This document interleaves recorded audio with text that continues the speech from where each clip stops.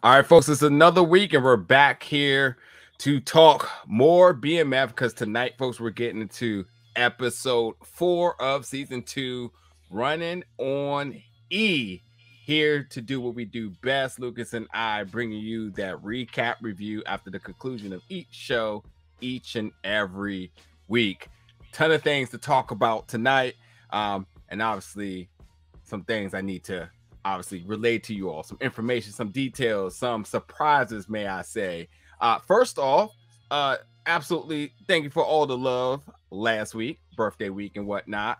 And checking out our interview. As y'all know from our previous coverage, when it comes down to BMF, Power, whatever it may be, you know we're going to try to bring you all the exclusives. So yes, our interview last week with Rama, aka Peaches. Fun interview, fun time. And we're just going to keep delivering you more and more. So with that being said, yeah, I definitely got a surprise for you all tonight, because I absolutely think after the events of this character tonight, we're definitely going to have to go over some questions, kind of have to see where these characters are going to go. So yeah, definitely, show love if you haven't checked out last week's interview with Rama Watanabe, who plays Peaches, who gave us shall I say, Meech a reality check really quick, pulling the strap on him. Fun little moment, and obviously a lot more surprises to come with that character later on this season, as she hinted at. We're just going to do what we do best, and we're going to drop another one for you tonight. So we'll give you a little snippet of that interview. I guess, I don't know, we'll give you a little bit right now. So hold on real quick, folks. We'll be right back. And the fact that Denise came out so quickly in episode 203 and said, we need to fight back. I think there was a level of trust that was established when Terry was expecting Denise to go in on him too, after his dad had just gone in on him, and she didn't. She was like, I get that, and I respect him. And also, in the first episode, in 202, where I was introduced, you even hear Charles say it, that Denise can go places that we can't go. And so I think that there's an understanding there. I think there's a benefit for both sides. I think the Flannerys will have a benefit. And like you said, Denise has her own motivation. So I think that there was a mutual understanding and respect between the two. Yeah. Okay. I definitely can see that, and an amazing callbacks to the previous episodes, because those are absolutely important tidbits. All right, folks.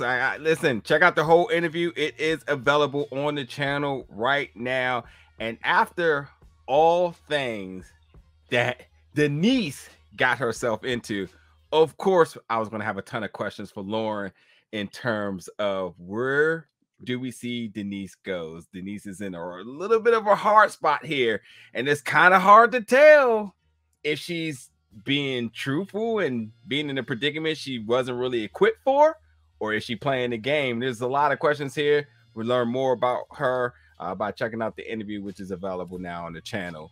But yeah, for tonight, we're getting into episode 4, Running on E, and we are starting at the top of this episode with Meech fighting for his life, essentially, but soon we see him in the recovery room. He got shot 3 times, and for anybody that thought that Meech might have died, I mean, I would love to talk to you about that suspense, because that had to have been a crazy week for you to actually think the main character might have got killed off.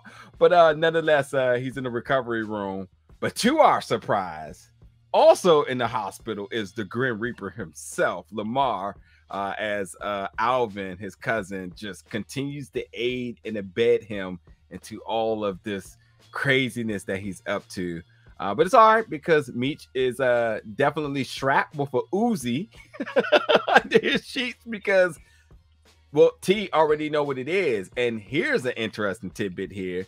He said, yeah, because we ain't going to let another Maserati Rick repeat itself here. So, while I'm not here, I had to make sure you were strapped. And with all this happening, them trying to get Meech out the hospital, Lamar eventually storms the room just to be late to the party. So, yeah, opening scene thoughts, sir, Lucas. What's your thoughts about this? Having Lamar come out the body bag like the Undertaker was an interesting choice. That was that was my first thought. Like that's an interesting choice to go with. Secondly, is I'm assuming from getting shot, I know the drugs they will put you on to make sure to kind of numb the pain that you're in. I don't necessarily know of all guns to give me. Uzi would be the best gun to give me in that moment to defend myself. Like it's a hell of a loud, unnecessary gun that happens often. Like, don't set me up and give me a Uzi when I can barely squeeze the trigger and then I'm drugged up. It was a bunch of weird things that happened the way this opened up, but then it made sense. It made sense because in the end, Terry's still fearful that Lamar's still coming. And we know Lamar is still coming to kill Meech. And his fear was, if I'm not here, I need some way for you to protect yourself. Yeah. Easily not having the thought of having one of the guys up there for him. Okay. Giving him a Uzi. Okay. But in the sense of it being his brother, it made sense that he wanted him protected upon waking up. And Lamar continuing his boogeyman tactics that they have made sure to give him from season 1 to season 2. It was just funny. This was a scene that was funny that I don't think it was meant to be funny. Like if I'm just waking up from getting shot and then you tell me we got to go, like I got questions first. You just gave me an Uzi. You know what we not doing? There's no need to run. He come in this door, I'm gonna light his ass up before he get to me. Like it brought up questions, but then this is the world that they're living in here. This is the world that Terry tried to escape, but I think he's finally now fully accepted. Like in the end, like I gotta be there for my brother no matter what. Yeah, I mean that's a lot of the narration we got in the beginning of this episode. He's the younger brother, but he said the world kind of throw curveballs at you when the roles flip here, and I think him giving the Uzi and whatnot was just a measure of like something's better than nothing. But I think the other big thing is saying like, hey, we know what happened to Maserati Rick. We don't want that to happen to you, so let's get him up out of here. It's not safe. And they get in the car and Rolly in the car, and he said, "Man, you jumped in front of them bullets for me, man. I got you for life." So they off to doing what they got to do. Let me just say this, sir. Let me just say this. If we're ever doing big go belt business, right? Yeah. And I get shot up. Yeah.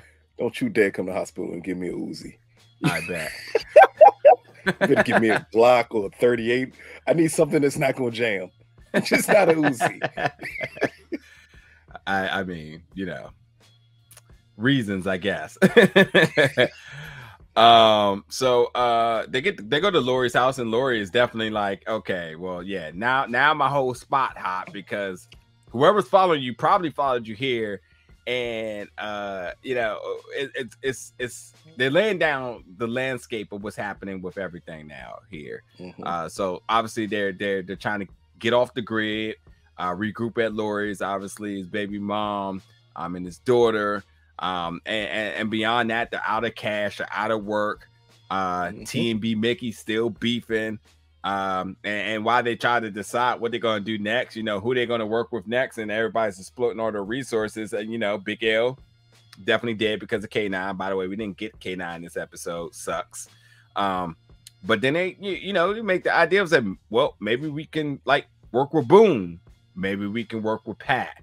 Pat, obviously, the relationship that they established last season, which, well, they felt like they were moving on to bigger and better things. But, that would have been a moment. Actually, would have been really dope. It would have been really dope to see Wood in this season, in any capacity. Wood Harris, who is, what's his name? Brother, Steve Harris, Detective Bryant.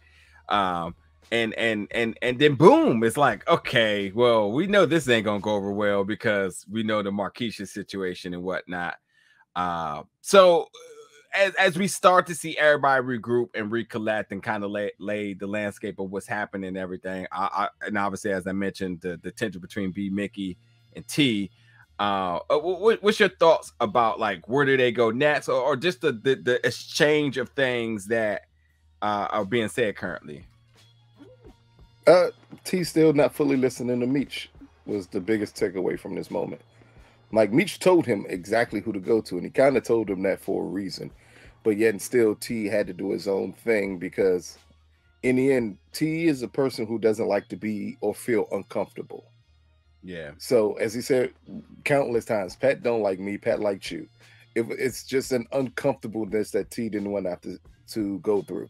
On the flip side, we got B Mickey, who immediately feels replaced by T, and it was weird, just their interaction with one another. And the only reason it was weird is because it was B Mickey attempting to flex on T. Like in the end, we do fully still understand that T is like him and Meech started this. Like B Mickey, yes, you're close to both. You're like at times another brother for Meech, but in the end, as T clearly stated, like in the end, this is my brother. Like I've already had to step in for one of your mistakes because you went missing. Like, nah, this is not a call that you get to make. And I think we see a crack there with B Mickey, especially with everything we also know that B Mickey's going through. I wonder, is that enough of a crack to make him completely flip towards Detective Brian? Like it kind of brought that thought to me the moment you see B Mickey's reaction to T taking charge and Meech backing almost T taking charge. Yeah. It's also very interesting that Detective Bryant wanted nothing to do with B Mickey this entire episode. Look here, he has harassed this boy. He's popped up multiple places on this boy. He popped up at his mama's hospital, his mama's nursing home, her church home. He popped up for Sunday dinner.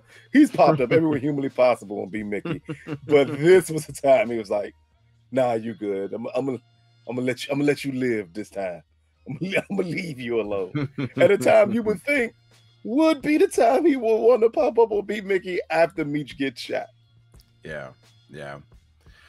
So we get Markeisha and T is coming to try to establish a meet with Boom, and Markeisha questions everything. Questions the night before in terms of the kiss and everything he was spitting. Was this all to get into position to use her to further or try to establish a business relationship with Boom? And he explains in a very T way that feelings are real. That she means everything to him and all this other stuff. He's just laying it all on the line, and it seems to be something that they quickly get over. But I will add that, like, we see that Markeisha clearly has trust issues because, well, with Boom, as she said, as T said, you wouldn't be like doing orders for me. You wouldn't be like, I forgot what word to use, but. So you'll be my queen if you was. You wouldn't be a servant. Yeah. If you was my wife, dirty macking at its best. Like, come on, like that is LL Cool J. Like your man think it's safe for you to travel that way. Level of dirty macking, like that is a crazy thing to do. But again, it did show. One, just how desperate T was that he would even put himself in that situation to ask for a favor from Boone here. When he in the end, while he's uncomfortable talking to Pat, he does not want to talk to Boone here at all. Like, and I don't think he actually wanted to put Markeisha in that situation. He just had no other choice. Yeah. So, as I said, well, I was going to say too, and like this sort of becomes kind of reminiscing to Markeisha because, like, she's used to men using her. So yeah, T kind of going down that same, recipe here is kind of like before I get into deep here, like what is it really, but yeah, she said, listen, if you can keep this between me and you, then I'll tell you where he's going to be. Anyway, moving forward, Meech is at the police station. And Detective Jen says, I don't know how much I trust you with Meech because you were about to let him bleed out there, and he definitely plead the fifth. But we saw the tape, and my man had no intentions on Meech getting to that hospital. So this episode had a lot of challenging between the partners here. Detective Jen is not intimidated by Detective Brian at all. she's gonna say what she want to say. And you know, they're gonna yank at each other's tie and establish a sense of trust but respect with one another. Kelly Hugh is fantastic. You know, having a chance to meet, you know, obviously we got a chance to interview her multiple times now, getting a chance to kind of meet and talk with her some. Personally, she's legendary, number one, just her body of work in terms of voice acting, video games, cartoons, and then acting, and God, you like just angelic in the way she moves about things. She's such a good person. Seeing this fierce side of her on the show and the way how she just really brings another presence. You look at her casting and you have to say, well, how is this going to work? Because I mean, me and Lucas, we say this all the time. People are scene stealers, and I absolutely respect her craft. But when it comes down to the Wood brothers, like you got to bring your best punch. And I just love what the two of them are doing. And frankly, I'm sure they didn't need a chemistry test, because why would they? They're legendary in the game. Yeah. But tell me if it doesn't feel like they've done this 50 times over here. Like every scene is just like, oh, what they gonna say? What we got? Like, and I saw somebody in one of the comments say, I would love a spinoff. We say that about a lot of people. Like truly a spinoff between the two of them. And we still haven't even got Leslie Jones in yet. It's man, it is crazy to think that the cops on this show are absolutely a part of the entertainment. Usually they're part of the annoyingness and, you know, just the strong antagonist approach. But like, God, if you don't love what they're doing, you talked about Detective Brian, basically you playing Lamar popping up out of, you know what I just realized, and chime in here. You know, when you talk about, and Charles definitely ain't all the way straight himself here, but when you talk about we'll like get to that, yeah, when you talk about when he said, you know, what in church, what Meech contributions to the community and how it's breaking it down, considering drugs and drug dealing and how that does destroy communities. I mean, yes, you can easily say bad guy, Lamar, bad guy. The overzealous police officers, bad guy. This show does a damn good job of making you like the bad guys. Because I like all of them. I like all of them. If we pay attention, that's what these genre of shows always do a good job of making you like the people you shouldn't like.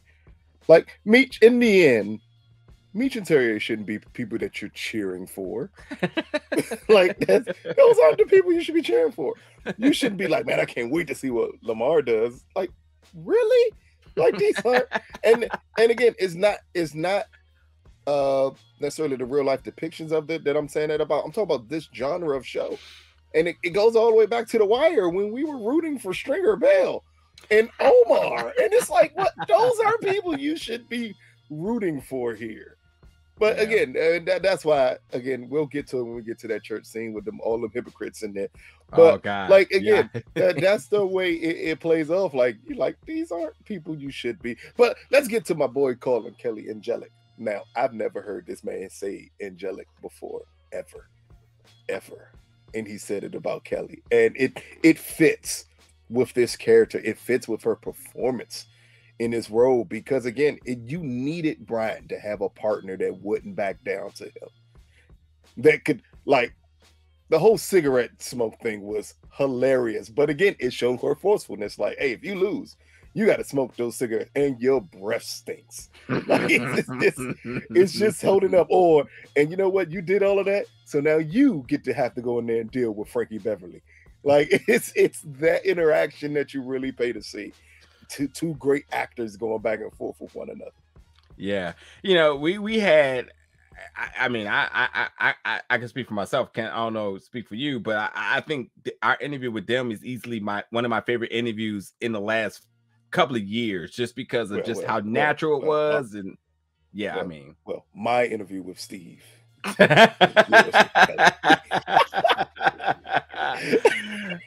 They're just amazing people, and I think like they're just killing it. I did see a comment that I just thought was just completely just and they think, oh, they should do. I believe it was them they were talking about. Somebody was saying that they should do like a Rush Hour type of spinoff. Okay. Wow, racism at an all-time high. That whoever said that, that's what you thought of. Yeah, Rush Hour. Tell me why you said Rush Hour. No, not time without for this. In their race. Tell me why you said Rush Hour. You can't. You can't. Yeah. You didn't say Lethal Weapon. You didn't say any other cop type of film. You said Rush Hour. Come on, man. You know how people are.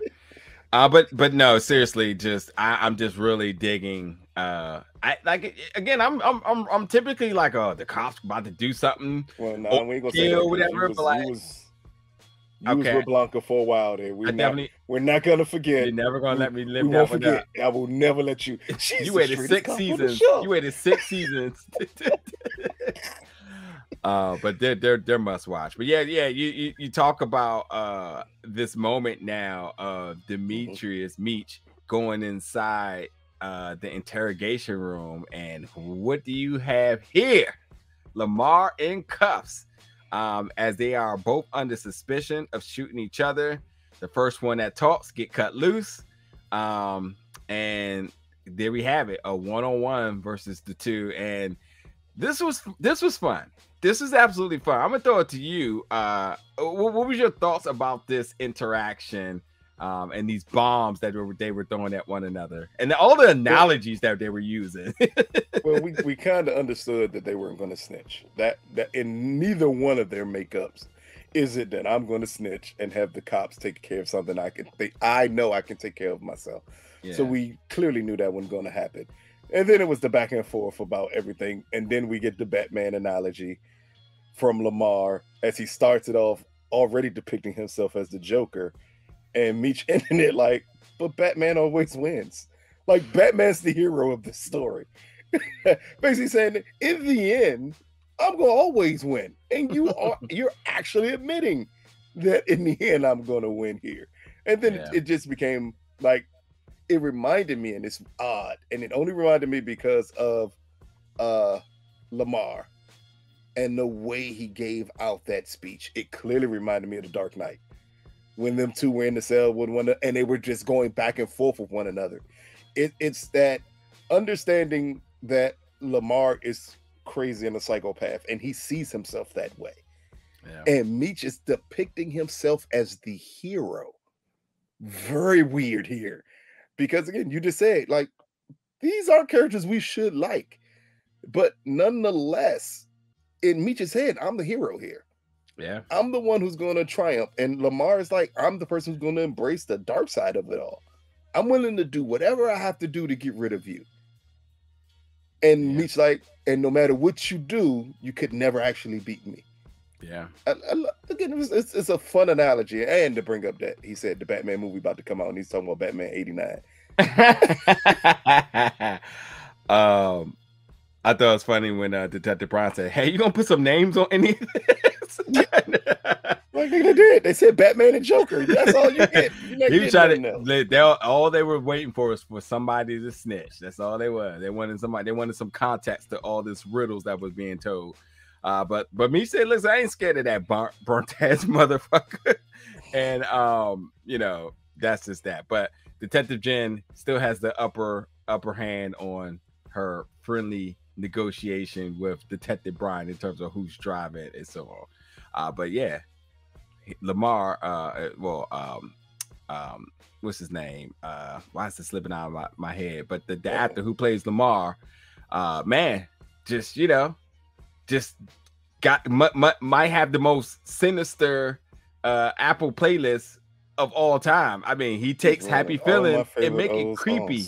Yeah. And he can sing all my old songs. You know what? Eric, that's his name, Eric. I said Stairway to Heaven. I was waiting. I'm waiting for the episode they got this man singing Stairway to Heaven. Is he killing somebody? My bad, took Happy Feeling. I was like, oh boy, here we go. But another episode and another song claimed by Lamar. Hey, Before I Let Go is next, and it's gonna be right before he kills somebody, or right before he die.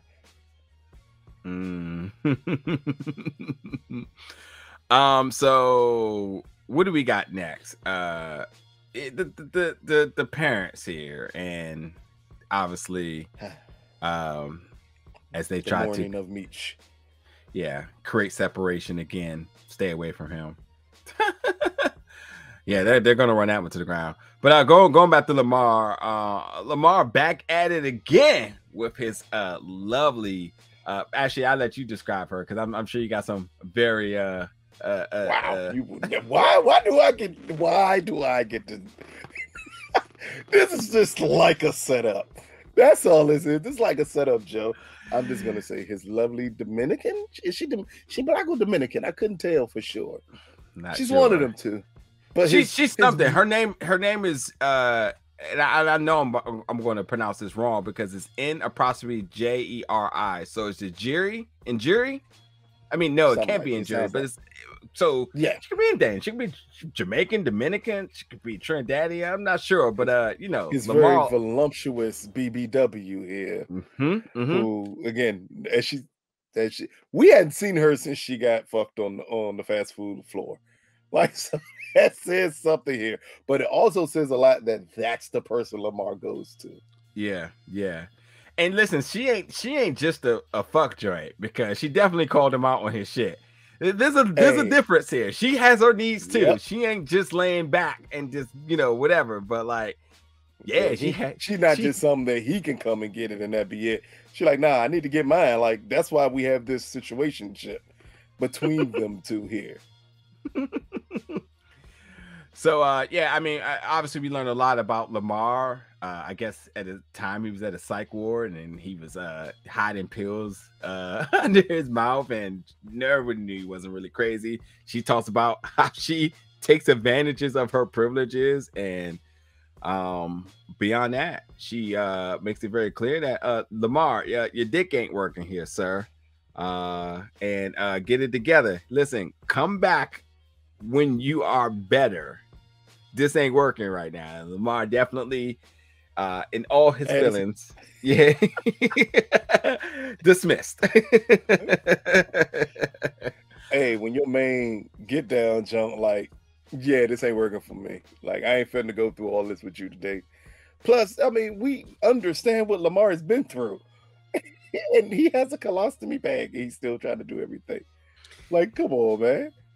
Yeah. What a scene. We'll talk. I know y'all in the comments cannot wait to talk about the crazy moments this episode. I want to talk about them too. We'll get down there when we get down there because Lamar definitely turns this episode into a horror slasher film at a point. Where I've seen a ton of films, and I don't know if I've seen with Lamar any film to do what Lamar did at the end of this episode here. Yeah, no, I don't think so. We don't get too many colostomy bag scenes of that nature. Like that's not something we get to see often. Yeah. So the Boom meeting here, and obviously Boom checks T and says you run your mouth a lot like Meech. Then he starts to boost his own ego, talking about he's not a bad businessman, all this other stuff. And while he has all the weight, he's not moving it. But BMF, they have all the soldiers. So they're gonna start off with 5 keys. And then Markeisha is dismissed to go get him a new cutter. She goes and get a drink. I had a question about. You were told to go do something. She went and got a drink. I was expecting conflict here. I'm about to say that's why Marquis should be getting slapped up. I know people don't want to say that. I know y'all don't want to say it, but you don't know how to follow simple instructions. I asked you to do one thing, and you went ahead and did what you wanted to do. Like we've learned from Ike.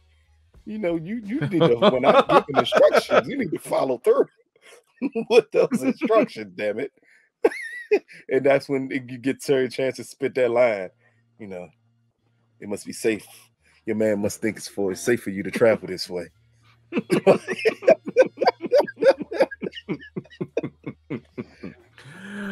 What's your thoughts about the Boom meeting, though? The Boom meeting, and shall we say, T playing with fire?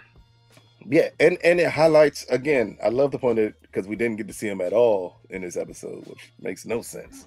How K9 is not in this episode, but it gets to highlight to us again the main purpose of why they have to do this. is K9 like, nah, it's a drought going on. We holding back for a minute. And you hear even Boom say it when he said, hey, you know, we could do 5. It's a drought. So, you know, interest is gonna be crazy on this. Like it's a horrible deal that T took. And he only took it because he didn't want to follow through with anything with Pat. Yeah, and also too, because he says that he's trying to save his brother. So that seems to be the declaration of this episode. It seems to be the excuse for T. Could be. Like I think it was his excuse to get back into the game. Is I'm doing this for Meech, but in the end, we know that's partially the reason why. But the other reason why is you never wanted to stop doing what you were doing, and you just discovered the only reason you stopped is because other people you thought you trusted all lied to you. Yeah. Oh man, I'm just gonna I'm gonna turn this one over to you because we're at the church, folks. We're at the church scene. Lucas, what happened here? Talk us through it. It's a bunch of hypocrites at the church here, as Pastor Snoop, as I'm gonna call it, he gets up and asks them to pray for Demetrius, and them Negroes get up and walk out. Like, are you serious here? Oh my good! It purposely depicts the hypocrisy of the black church at times. Yeah, like as Lucille does in this scene, an amazing job at pointing out. Like, I pray for you when your husband was hiring prostitutes. When your daughter wasn't doing good, I pray for you. This is a powerful scene because this is a very powerful speech she gives here. Just about, like, in the end, like, you walking out is basically saying you don't care if my son lives or dies. Yeah. And that's not Christian, like, that's not God, like, for you to hold so much hatred in your heart for what he does, that you're willing to overlook any other sin that you've done, your family's done, and hold it against him and almost wish death upon him. Like, I love the way and how passionate she was in this moment. This is a great job, a great performance piece right here for her, because it just lets her go loose. And we see what happens later on in the episode with her and Charles at church also. But I just love the setup, and I love the speech, and I love the point that they pointed out that, you know, black church ain't the safe havens people think they are from time to time. Yeah, no doubt. They doubt. will judge you before anybody else judges you. Yeah. I mean, as you talk about it too, I mean, Pastor Snoop, he Pastor Swift is Pastor Snoop. Just we don't call him Pastor Snoop. We know who he is. Just in case, we got to be politically correct about everything. But yeah, he said that's going to conclude the service. But yeah, then Charles is up in the pool pit in church. You are a good man, Charles. You are a good man. You are a good man. And we all know it. Oh, everybody know one. If you're in church and somebody pats somebody twice like that, they want to fuck them. We know. We know that. Like, we know that. That's why they look like that when all of a sudden Lucille popped back in. Everybody get their Freddie moment in this episode, because no one saw her pop up until it was too late. Like, but again, that was down to Charles being a hypocrite and saying, if it wasn't my son, I would have probably did the same thing. Like, again, like, does nobody believe in following anything they read in the book that they supposed to be worshiping from?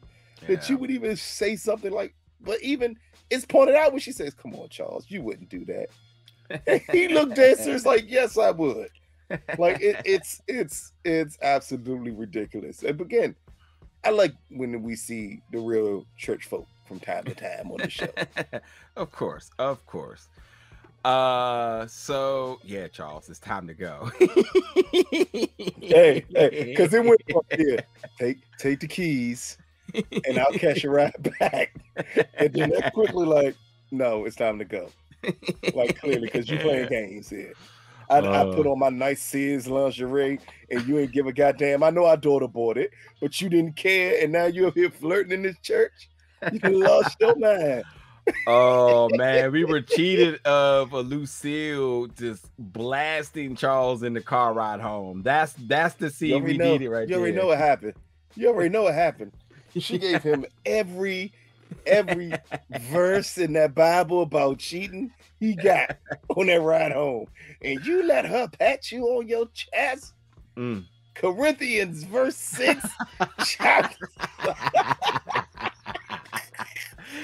And I knew something was up. She patted you 3 times. I knew it. Once was enough.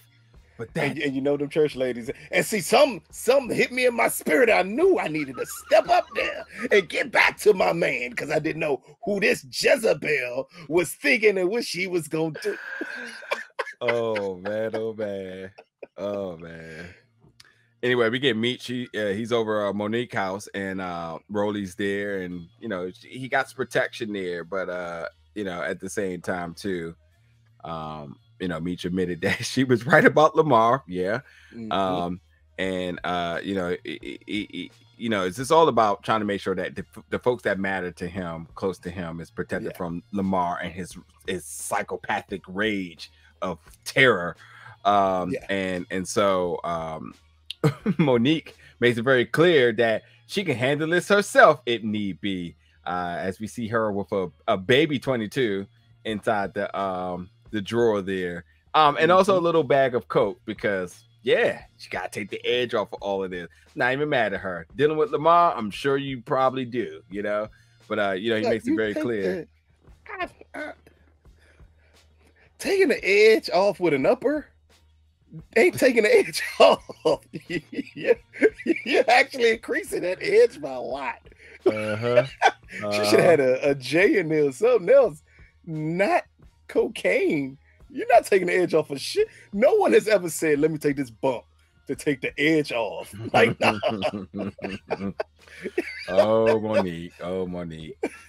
She even said she'll pull the strap on Meech if she has to. Meech. But take care of the girls, and we'll have protection. And obviously Monique's a little bit bothered by the constant traffic of people outside, and obviously we're rolling inside. But it is what it is, because the Grim Reaper is on the loose. There's a lot of these scenes in my notes, so I'm just gonna try to bundle them up as much as I can. But we get Detective Jen and Detective Brian spying on Terry. My first thoughts about this is that, like, I would love to know, with the obsession that Detective Brian had with B. Mickey last episode, why did the focus shift to T? And why is the shift on T when it was always about Meech? So it's interesting, and maybe this has a lot to do with Detective Jen, who it probably doesn't, because she seems to be pro Terry. She's kind of like, why can't he just be a good kid, So I'll throw it to you in a second, but yeah, the spying on the shop. Again, this is and it was a pleasure to talk to Lauren Halperin, who is Denise, and Halperin, who plays Denise, and just I'm sure you've seen her work in a ton of shows, but I will tell you what, this may be the most what word am I looking for? Because you know where I'm going with what I'm trying to say. But this the transformative, that's a good word to use, because that ain't the person that we met on the red carpet at all.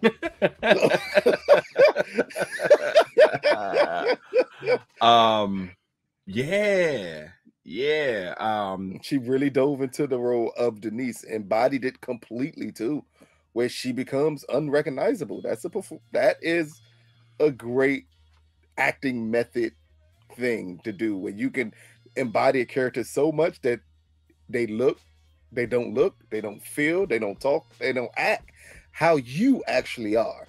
Like, she is Denise here. You don't see Lauren at all, not one bit. So I'm guessing that's what you meant by that. Yeah, absolutely. You already know I was going with that. But I'm to throw it to you. Jen and Detective Brian constantly surveillancing the shop and Terry. as well as a point where B Mickey shows up, as well as a point where Denise, as they don't do business with white folks, so there's some suspicion on that, and all the reservations that Detective Jen is having, but Detective Brian seems to be completely motivated in the other direction. What's your thoughts about the detectives and their stakeout?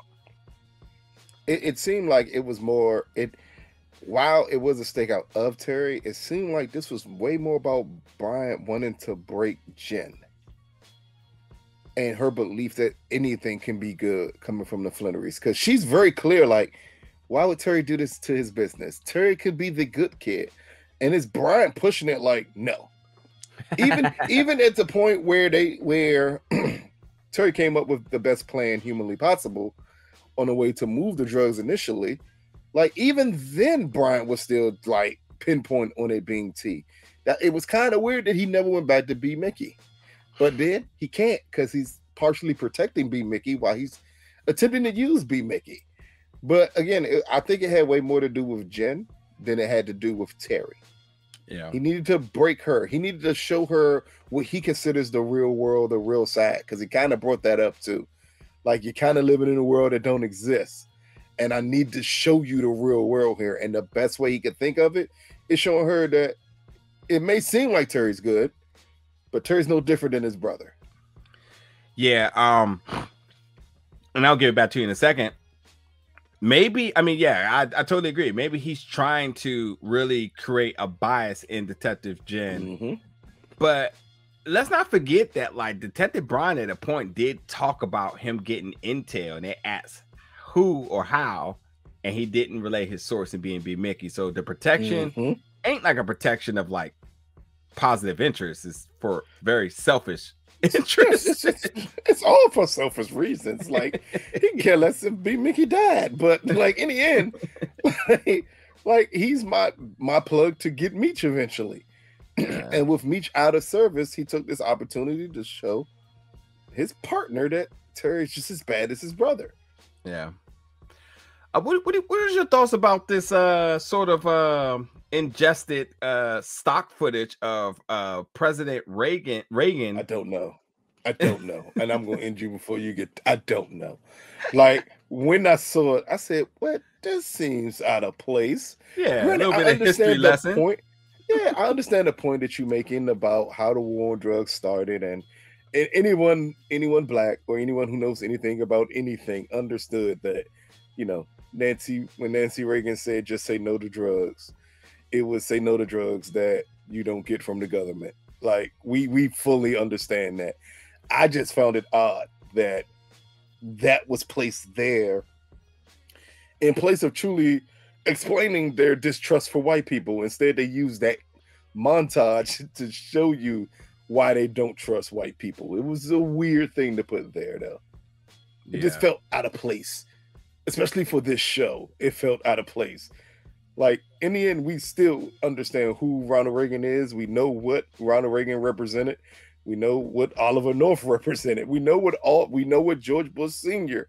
represented in a way. We understand these things, but we didn't need necessarily the stock footage there to drum it all up about what the war on drugs is. It almost felt like something to make us, again, like, believe more and more that Terry and Meech are innocent. they are a victim of circumstance. Yeah, I mean, you know, Lucille already kind of laid the landscape on that. I think that could have been not a bad moment to add a little bit of stock footage here to kind of splice it in with her speech. They could have truly just gave her the whole, like, very what's the word, like the like a speech, and like really made it a moment where she's talking and you got the stock footage and she's voice over. Yes. Yeah, that would have been that something. Would have been amazing, especially when she says, you know, they're not from a broken home, they're from a broken neighborhood. Yeah. And then you play it and they're like, not only are we from a broken neighborhood, but we're from a broken world. Look at such. And then you do that, and then you go back into her speech, and then you pause it. Like, we've seen plenty of movies where they pause the person talking, and then you get the narrator starts talking, and then you get the stock footage, and then you go back to the end of her speech. it had a better delivery than what we got, because that was just a weird place as Terry smiling at Denise, and we get to pause to that montage that white people are evil.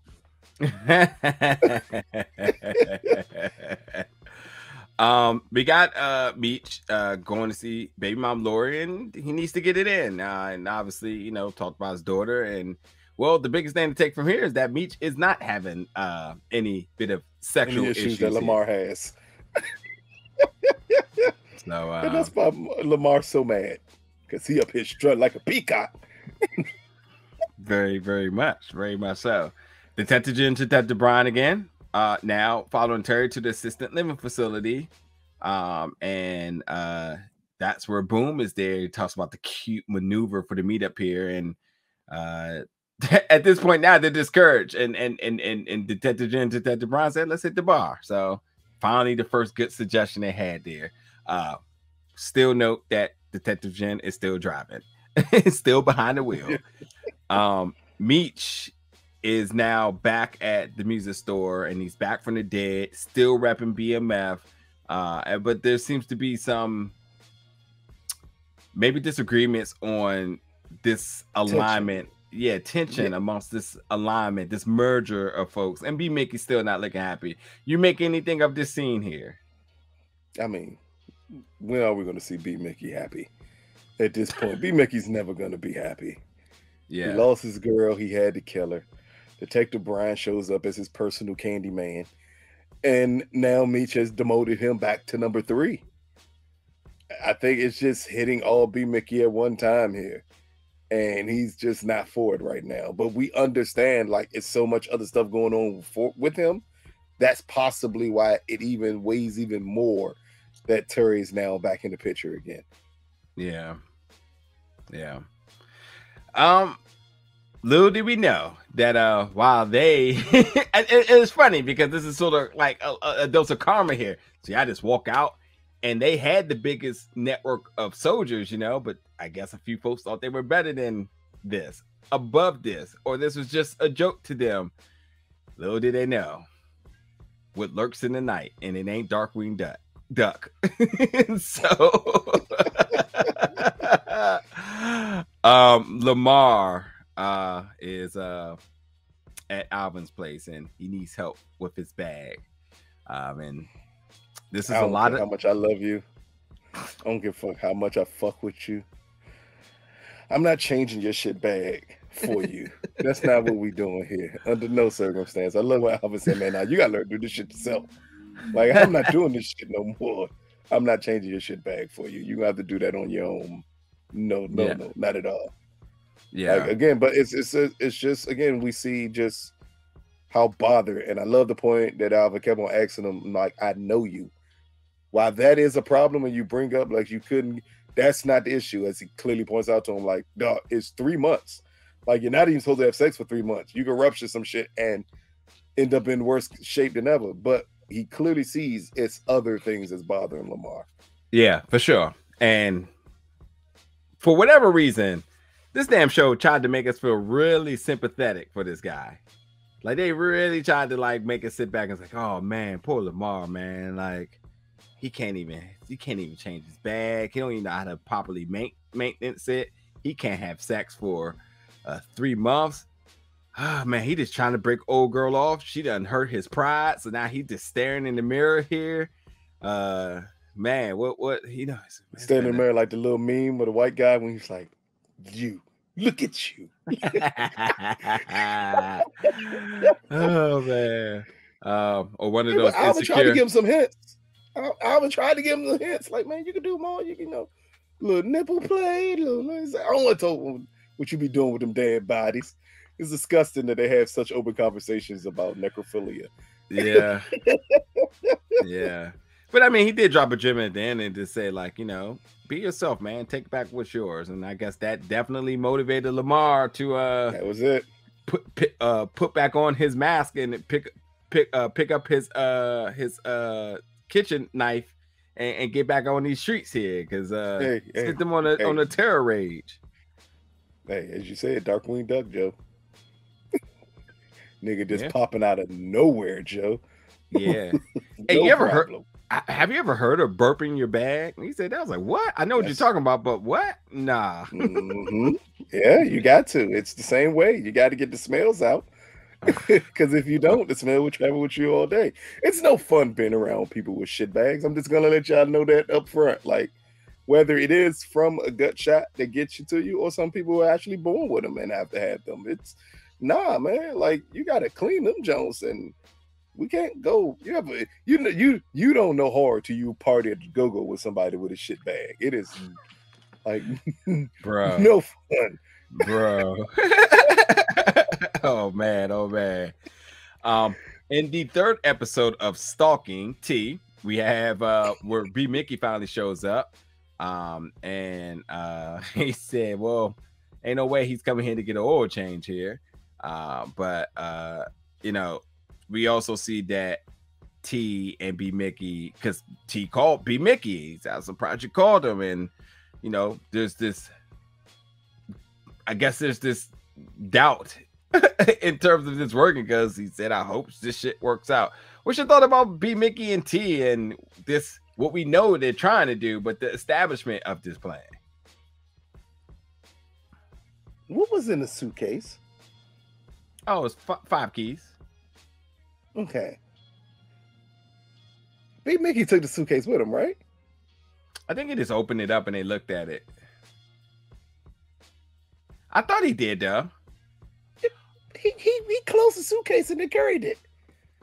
Wouldn't that been enough for Detective Brian to go after him then? I mean, and honestly, you have a point here, because this scene did immediately cut. Matter of fact, I'm glad you brought this up, because I do not have this in my notes, but I thought about this. This scene immediately cuts to the next scene of Lamar and his vicious attack, what we'll talk about. Yeah.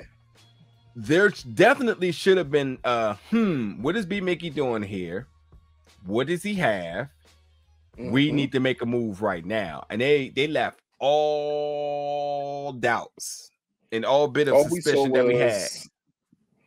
The makeshift trap that was set up for where drugs would go. But then we clearly see them open the case. B Mickey look at it, says, I hope this all works out. But then we see B Mickey close the case and carry the case. So I was just confused. It just seemed a little out of place of what was going on there. Yeah.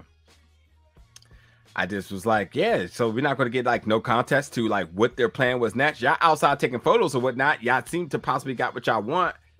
And I would like to see y'all immediately react to this right now. Like, yeah, what happened to B Mickey? He definitely, B Mickey absolutely took it. Because why would B Mickey be there if he didn't? I need you to come. Hey, look at the drugs. Look at the trap. All right, I'm gone. No. So what the point is then? And then if he did take the drugs, what the hell is missing then? What did Denise get caught with? That is the real question here. Sugar?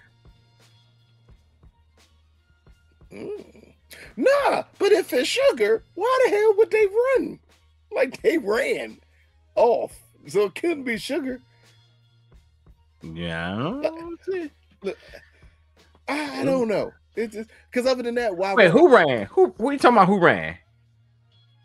Meech and Terry. Oh yes, why did they run? Yeah. Sugar.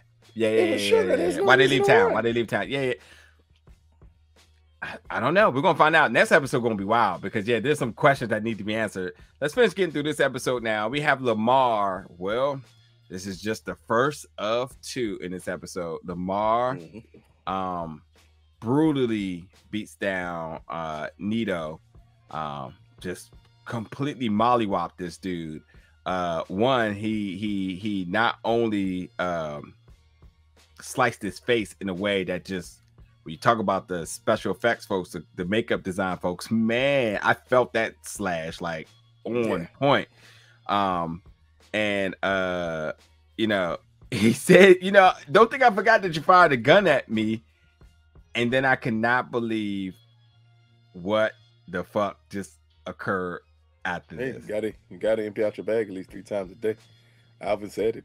He just didn't tell him where to empty it out at. My man said, eat my shit, and celebrated and laughed and dumped the tank on my guy. Mm. And he didn't. I mean, and like this was the plan because he didn't kill him. So he wanted to make sure he knew exactly what was happening all of this time. What's your thoughts about this? One of the most horrendous scenes I've ever seen. He did kill him. He ended up dying. Okay, well, he made sure he ate his shit first. He did. I'm about to say, yeah, he just want to eat it because there's no way you're gonna dump your bag on somebody and not kill them. Because at that point, like everybody in your family got to die, not just you, Zoe. Everybody got to die. I give damn who it is at that point. So, yeah. But yeah, he killed him. He just was sending him a message before he died. Basically, like, you know, you turned on me. What do you think I'm going to do to you? Yeah. And it's disgusting. Absolutely disgusting. Yeah. But a great scene. Yeah. Oh man, disgusting. It seems like an understatement here. But yeah, just as I thought that was enough, Lamar had more plans later on tonight. So we do go back again to part 4 of Detective Chin and Detective Brian staking out. As they see Denise pulls up and they say, I didn't think they did business with white people here. And this, you know, because we have Lamar seen again, so we'll come back to that in a second. But Denise is in trouble now because Denise gets pulled over.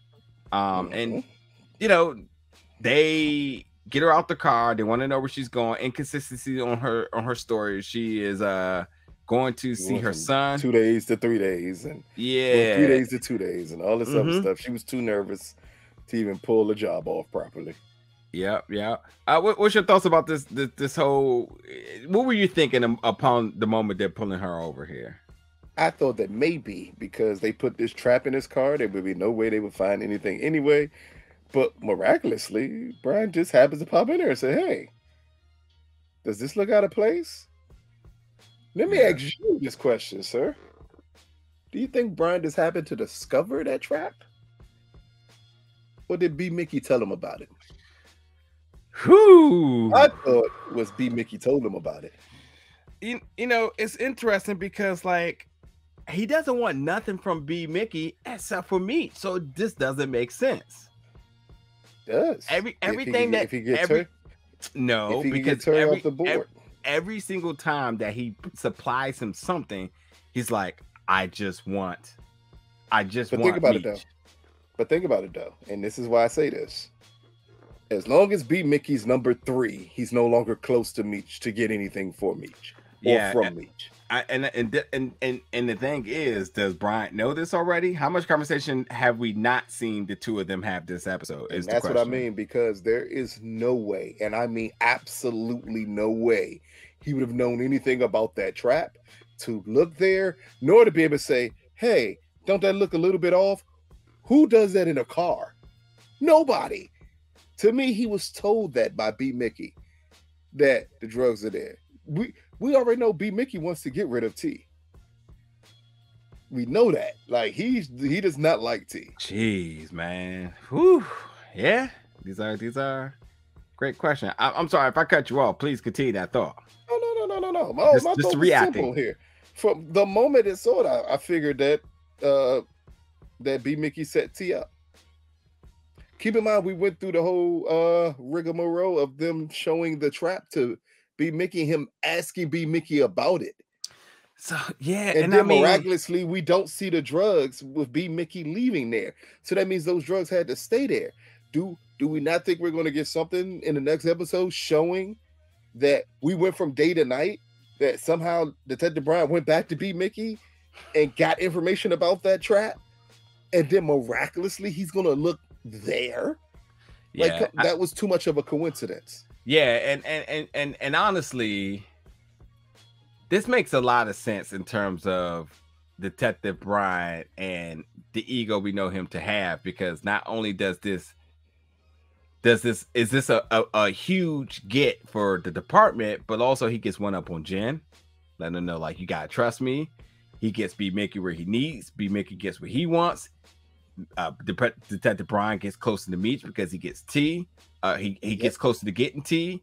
Yeah, it makes sense. It's a huge domino effect here of things. I can't wait to see how that plays out. So, anywho, going back to a scene ahead here.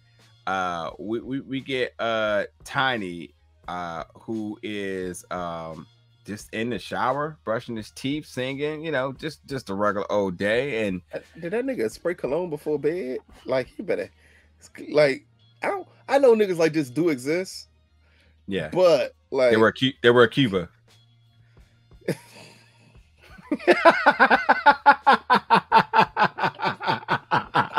You a motherfucker for that.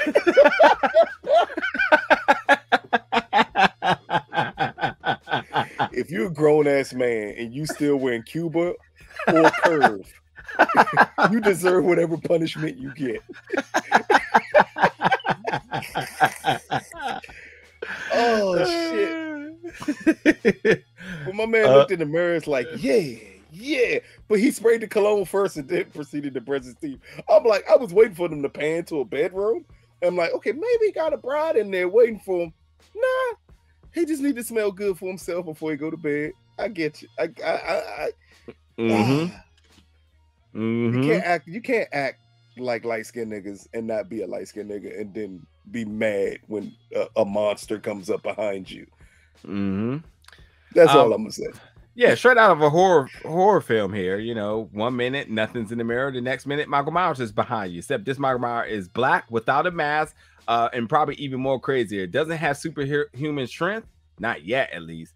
But I will say, in this, I definitely was like, there's no way Lamar's going 2 for 2 in these fights, and no one's even challenging him. Like, if y'all really going to build him up to be Michael Myers, like, I was not expecting that. So I like that they did very much humanize this guy and taking some blows too.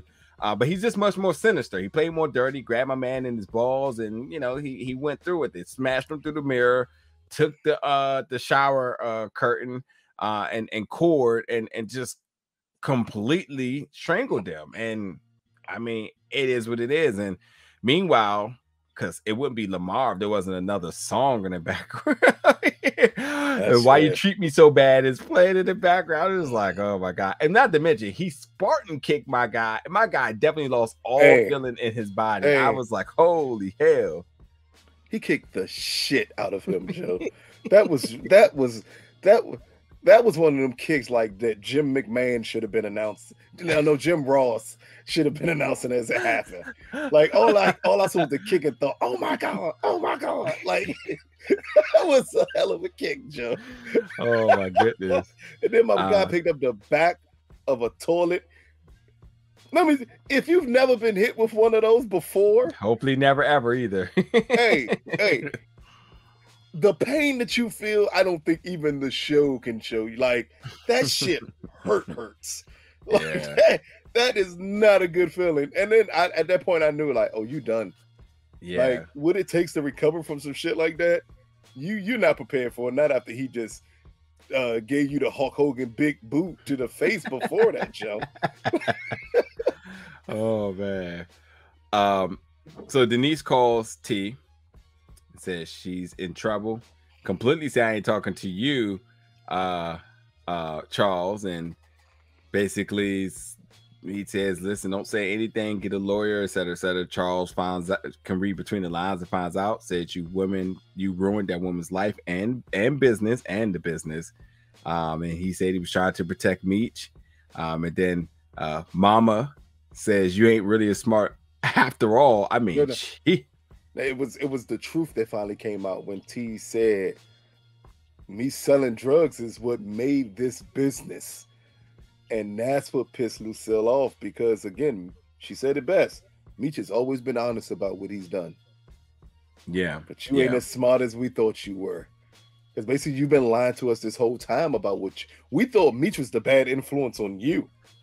Yeah. Nah, y'all were equal in on this. Yeah. So, not to mention, I mean, because we're just naming wrestling moves right here. Charles just puts my man in the L, the rear naked choke here, the dragon sleeper, or just I can't think of his name right now. Jake the Snake. Bob Backlund. That's the chicken wing. That's the chicken wing. Yeah. Jake the Snake just put him in the sleeper hold here. But yeah, Charles is definitely pissed. Puts a hole in the house as well. But just overall, your thoughts about T getting the call and how his mom and dad responds to what's happening quickly. It took away the last bit of fantasy world that the parents were living in. Like they've been living in this world where Meech is the big bad guy. Meech is the one you got to worry about. We can't allow Meech to poison Terry. And this stripped that all away from them. Along with Denise landing in jail, it just stripped away the bit of innocence that they had. That they swore up and down that Terry was like not in the game. Terry wasn't in selling drugs. This was just Meech. Meech is one bad apple. Now you're stuck when you have two boys doing this, willfully doing this. Like at that point, it reflects back on them, and I think that's where you get the burst of anger from Lucille and Charles. Like this whole time, you've been attempting to protect Terry, and you lied to Terry, thinking getting him away from Meech would keep him out of possibly being in the drug game. But now you understand that Terry was always in on it. Like there was nothing to get him out of. This was Terry. This is who Terry was.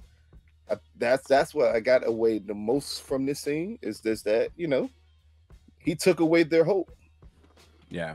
The last hope of the one good son that we had. Yeah. And well, whoops. Life ain't what it seems. I think you knew that when y'all had that lunch. And y'all was looking at the family across and you said that should have been y'all. Now all expectations should be off the table. Took away hope quicker than Shawn Michaels took it away from Marty Jannetty when he kicked him through the glass. That's right there, Chip. Oh boy, that's a good one right there. That's a good one. So Lois Lane is in custody. I mean Denise, as Meech and T, as Meech and T tries to regroup and figure out what they're going to do. They say we can go to ATL because they have Earl with K9 homie. But they got to go somewhere. And it's time for them to leave now. And they really have to put the pedal to the metal because everything is colliding quickly. Lamar, federal implications and whatnot, the cops and whatnot. But before T goes, he said he got something he got to go do.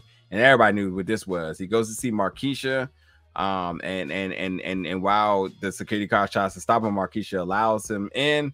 Markeisha says, listen, you gotta stop popping up like this. And he says, listen, I'm in a lot of trouble, a lot of heat, etc. That product I got from Boom got intercepted. So I gotta lay low because a lot falling on right now. And you know, he just wanted to let her know because you know he couldn't leave for a long time without telling her. And of course, we get Terry and Markeisha having sex in the storage room because of course, because clearly time is not of the essence here. Not at all. And my man, I'm surprised he ain't say he wanted to stay at that point.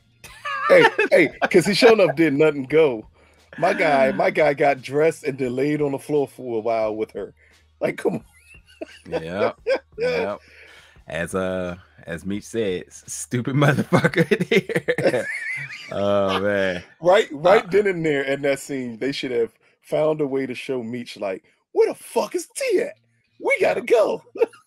Yeah. So they go to they go back to the household and Charles gives them money, says, this is all I got. You two better stick together no matter what.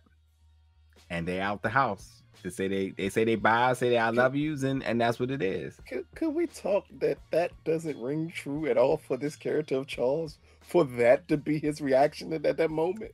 I was completely flabbergasted. I was like, who just gave that money? Because yeah. Definitely I was just not expecting. I just was not expecting that reaction there. That was completely out the blue. Do you make any reasoning of this? No, I don't get it. I do not get it. He has been completely pissed at them. And Terry just took away his last bit of hope. And the reply is, here, take this money. Y'all better stay together. I always told y'all to stay together. No, you didn't. We've literally watched you for a season and a quarter at this point do everything to keep them apart. I'm so confused here.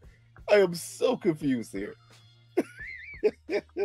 And maybe this is Charles being selfish by saying if they're both gone, then I guess we're good, and the business can operate as normal. Could be something that notion, you know. The business is over with. The business got caught selling drugs. The business is done. It's definitely up for question now.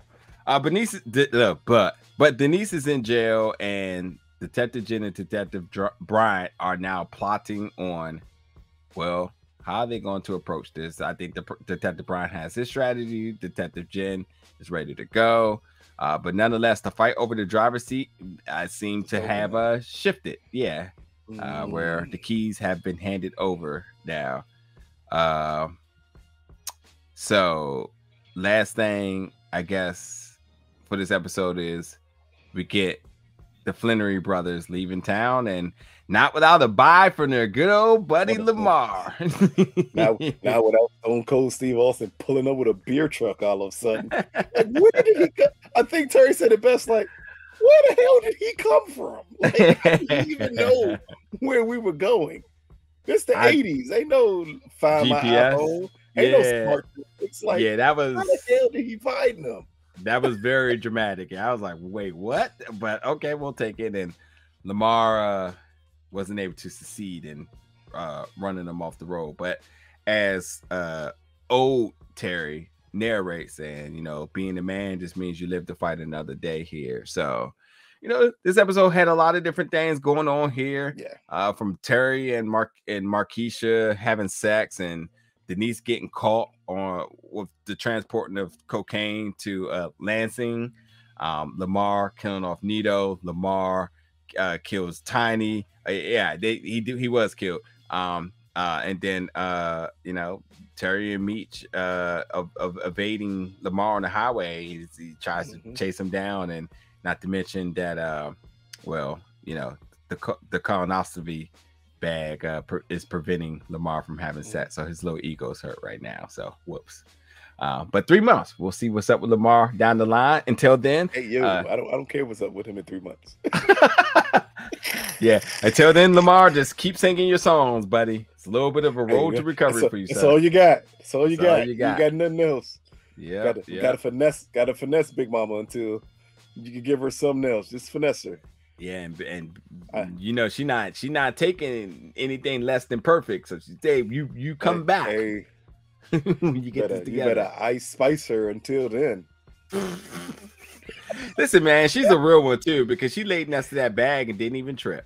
She said, as long as this dick works. Didn't say a word. Like, she didn't care one bit. So that's a down jump right there. She like, man, I don't care about no colostomy bag. Yeah, like, I'm just here to get it off. Like, we can do it however you are. Like, you need one of those in your corner at all times. Just because your girl get a little uppity. And he's like, you go and get a little uppity. Veronica right around the corner, Joe. I gotta wait for you.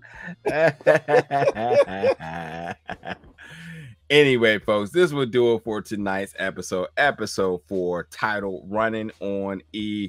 Yeah, y'all know the deal. If you like this video, hit the thumbs up.